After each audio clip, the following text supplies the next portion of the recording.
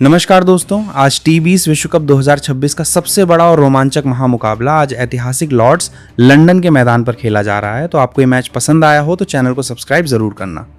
Group A के इस 30वें match में आमने सामने थीं दो सबसे बड़ी ताकतें, भारतीय महिला टीम और ऑस्ट्रेलिया की महिला टीम। 30,000 दर्शकों से खचाखच भरा लॉर्ड्स का स्टेडियम और दोनों ही देशों के फैंस की धड़कनें रुकी हुई थी। दोस्तों, आज के इस स्पेशल विस्तृत हाईलाइट्स वीडियो में हम आपको इस सांसें रोक देने वाले मैच का गेंद दर गेंद रोमांच दिखाएंगे, जहां चौकों और छक्कों की ऐसी बारिश हुई कि पूरा लंदन देखता रह गया। तो वीडियो को अंत तक जरूर देखें। भारत की तरफ से ओपनिंग करने आई हमारी सबसे खतरनाक जोड़ी, विस्फोटक शेफाली वर्मा और क्लास की पहचान स्मृति मंधाना। ऑस्ट्रेलिया की तरफ से नई गेंद लेकर आई किम गार्थ। पहली ही गेंद पर स्मृति मंधाना ने एक खूबसूरत कवर ड्राइव लगाया और बॉल गोली की रफ्तार से बाउंड्री के बाहर 4 रन के लिए चली गई। लॉर्ड्स का स्टेडियम पहली गेंद से ही इंडिया के नारों से गूंज उठा। दूसरे ओवर में अटैक पर आई लूसी के हैमिल्टन और इस बार स्ट्राइक पर थी शेफाली वर्मा। शेफाली ने आते ही अपने इरादे साफ कर दिए। ओवर की तीसरी गेंद पर आगे बढ़कर लॉन्ग ऑन के ऊपर से एक गगनचुंबी छक्का जड़ दिया। पावर प्ले के 6 ओवरों में इन दोनों ने ऑस्ट्रेलियाई तेज गेंदबाजों की जमकर धुनाई की। सोफी, मोलिन्यूक्स और निकोला कैरी को भी इन दोनों ने नहीं बख्शा। 6 ओवर की समाप्ति पर भारत का स्कोर बिना किसी नुकसान के 65 रन हो चुका था। 7वें ओवर में ऑस्ट्रेलियाई कप्तान ने स्पिन अटैक लगाया और अलाना किंग को गेंद थमाई और यहां ऑस्ट्रेलिया को पहली बड़ी सफलता मिली। बड़ा शॉट खेलने के चक्कर में Smriti Mandhana deep mid wicket boundary पर कैच आउट हो गई।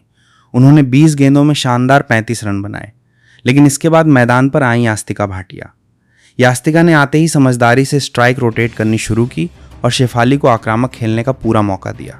शेफाली रुकी नहीं और मात्र 28 गेंदों में अपनी धमाकेदार हाफ सेंचुरी पूरी कर ली। 11वें ओवर में जॉर्जिया वेयरहम ने बॉलिंग का मोर्चा संभाला और एक बाउंसर पर शेफाली को आउट कर दिया। शेफाली 55 रनों की एक धुआंधार पारी खेलकर पवेलियन लौट गईं, लेकिन अपना काम कर चुकी थीं। अब मैदान पर थीं धमाकेदार विकेटकीपर बैटर रिचा घोष और जेमिमा रोड्रिग्स। इन दोनों ने आते ही रन गति बढ़ा दी। एशले गार्डनर के एक ही ओवर में रिचा घोष ने लगातार 2 छक्के जड़कर सबको हैरान कर दिया। 15 ओवर तक भारत का स्कोर 2 विकेट पर 140 रन पहुंच चुका था। आखिरी 5 ओवरों का रोमांच तो अलग ही लेवल पर था। जेमिमा 25 रन बनाकर एनाबेल सदरलैंड का शिकार बनी, जिसके बाद मैदान पर एंट्री हुई कप्तान हरमनप्रीत कौर की। हरमनप्रीत और रिचा घोष ने 17वें और 18वें ओवर में किम गार्थ और लूसी के हैमिल्टन की ऐसी क्लास लगाई कि ऑस्ट्रेलियाई फील्डर सिर्फ दर्शक बनकर रह गए। हरमनप्रीत ने लॉर्ड्स की ऐतिहासिक बालकनी की तरफ एक विशाल छक्का लगाया। 19वें ओवर में रिचा घोष 40 रन बनाकर रन आउट हो गईं। फिर आई ऑलराउंडर दीप्ति शर्मा। आखिरी ओवर में दीप्ति और हरमनप्रीत ने मिलकर 18 रन बटोरे, जिसमें दीप्ति का एक बेहतरीन स्कूप शॉट चौका सबके आकर्षण का केंद्र रहा।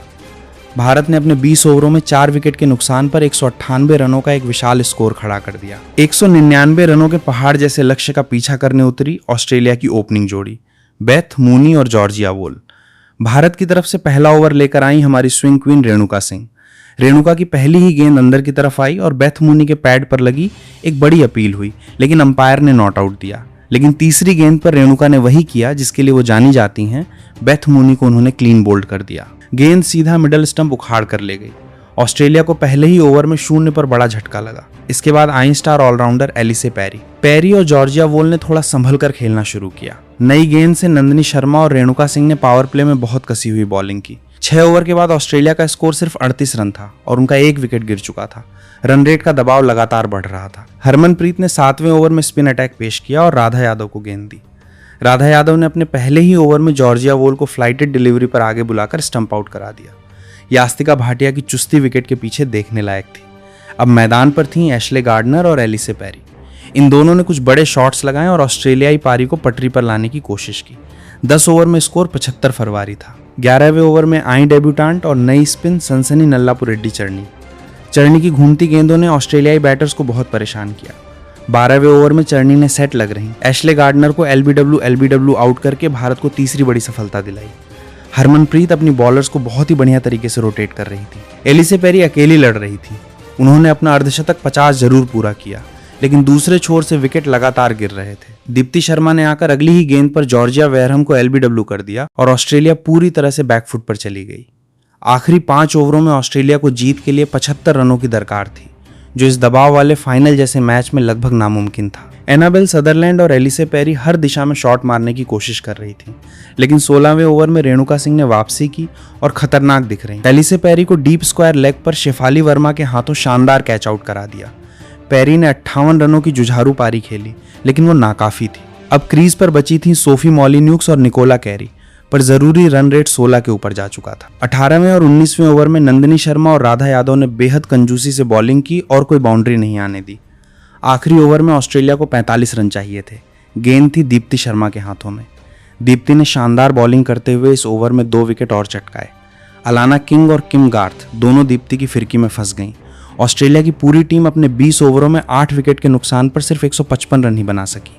और इस तरह टीम इंडिया ने टी20 विश्व कप 2026 के इस हाई वोल्टेज ग्रुप ए मुकाबले में ऑस्ट्रेलिया को 43 रनों के बड़े अंतर से हराकर एक ऐतिहासिक जीत दर्ज की। लॉर्ड्स का मैदान भारतीय तिरंगे और ढोल नगाड़ों से गूंज उठा। पूरी दुनिया ने भारत की बेटियों का दम देखा। शेफाली वर्मा की धुआंधार बैटिंग और रेणुका सिंह तथा दीप्ति शर्मा की कातिलाना बॉलिंग ने भारत को यह शानदार जीत दिलाई। तो दोस्तों, आपको टीम इंडिया का ये जबरदस्त प्रदर्शन कैसा लगा, हमें नीचे कमेंट करके ज़रूर बताएं।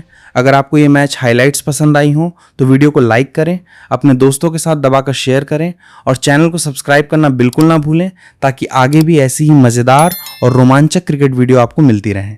मिलते हैं अगले मैच के रोमांच के साथ, तब तक के लिए जय।